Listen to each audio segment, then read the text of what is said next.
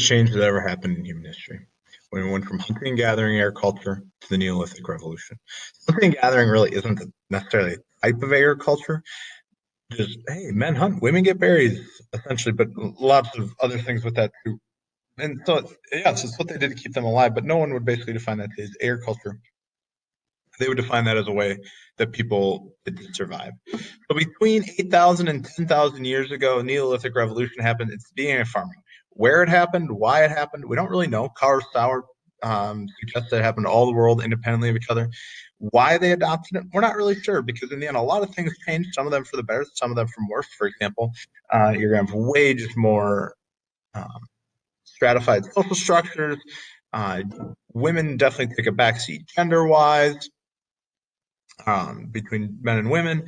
And so there's a lot of negatives, but there's also, and most evidence shows that hunters and gatherers actually had more free time, but the surplus that is created is a huge part of this.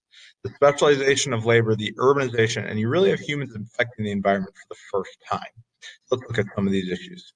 First, okay, what's grown where first? You should know a couple of these for sure. For example, you should know in China over here that you're going to have um, rice, and that's in highlight. So I will, oh, it did highlight rice, barley here for as well. You should know soybeans. I'll do check marks. You should know soybeans. You should know wheat. You should just basically know the cereal grains here are from the Middle East. You should know millet and special type of millet. There's actually millet in Sub-Saharan Africa and also Southeast Asia.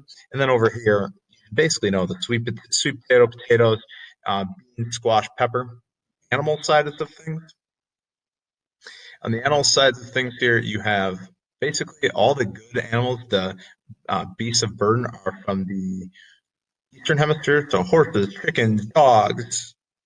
All of them. Dogs aren't really a beast of burden, but okay.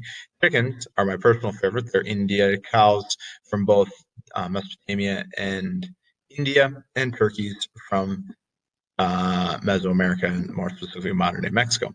One thing to note again, the Eastern Hemisphere is way more beasts of burden. So agriculture was better here and just looked way different. One other note here before it happens, you should also know just the foundational pieces of where agriculture started. They're essentially all the river valley civilizations. So that's China in the Yellow and the Yangtze River, whether it's Mesopotamia, and over here in Mesoamerica as well. Here's some just examples. This is probably what you should have in your notes in this chart here. And I will move myself so that you can see it better. I will be right there because there's nothing there. That you can see here that, and it's also important of how they moved. How they moved, you can either say they moved because people and trading routes and people saw this agriculture, so they adopted some of those practices. There's also evidence that it moved through military purposes. That is, different, especially the Indo-Europeans moved throughout the Eastern Hemisphere, that they brought their agricultural practices with them. Now, this is also the bringing of where humans start to modify the environment. And so there's a decent amount of literature done about right around 2000 that said, you know what, we didn't really understand how North America worked. North Americans were doing significant farming. Even if you go back to the map here, there was significant farming up here. And they were definitely modifying the environment, especially right down the Mississippi River, where they were taking and modifying the environment to, well, farm, essentially.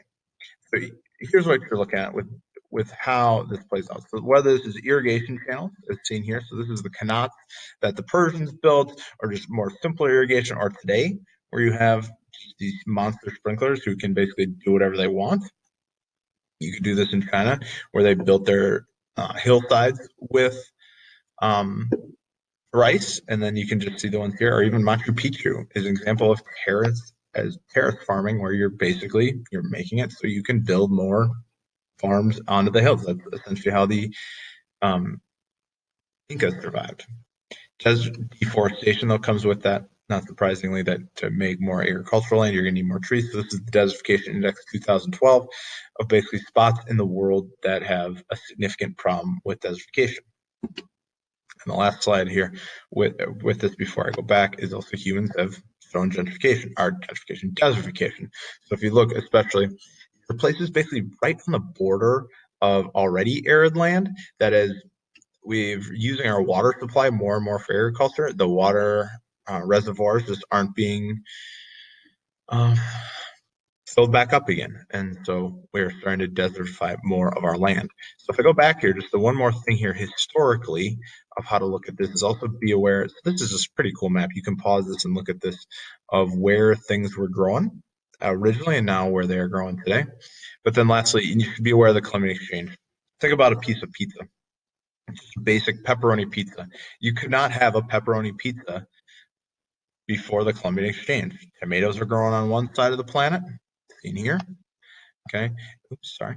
Tomatoes are growing on one side of the planet, and then cows are on the other side for your pepperoni and your cheese. And then the wheat is on one side of the planet. Oh, you want, for whatever reason, you're going to put peppers on your pizza? Questionable decision, but you could. That's on one side. How about Thanksgiving dinner? Turkey on one side, and you're not getting great bread with it because that's on the other side of the planet. So the whole just agriculture is the fundamental purpose. Our agriculture is really a fundamental part of civilization. What you should know from this: what is the Neolithic Revolution? Some of crops of origin, and then how it diffused out, and then also you should know just the basics of the Columbian Exchange.